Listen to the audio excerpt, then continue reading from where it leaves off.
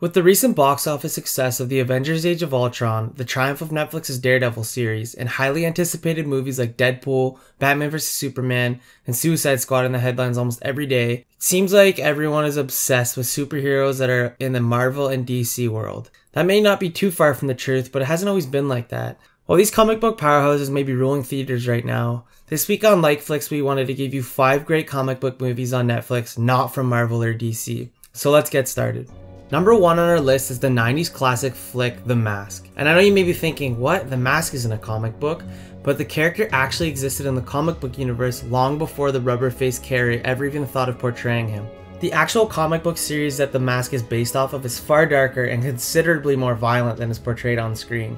But director Chuck Russell had a long-held desire to get the movie made and was willing to sacrifice some of that in order to bring his vision to life. Although The Mask is now over 20 years old, we still think this movie is worth rewatching. Add this to your Netflix queue ASAP. Moving on to number 2, this movie was actually in the works, dropped, and then finally The Crow was given the go-ahead after the success of Tim Burton's Batman movie, which led movie execs to believe that a dark and gothic superhero movie could really find an audience. The performances in this movie are brilliant, and the shadowy visuals set a dark tone that you can't help but think that all of the upcoming DC movies will owe more than a nod to it, but we'll have to wait and see how many of them actually pull it off like The Crow did. The next movie on our list is one which at the time was lost amid the hype for Tim Burton's Batman.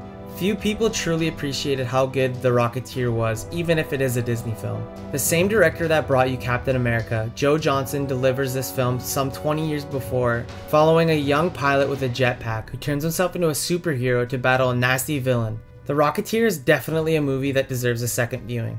Or a first if you never did get around to seeing it. Let's move on to number 4. Judge Dredd has been a comic book staple and cult favorite in the UK for decades.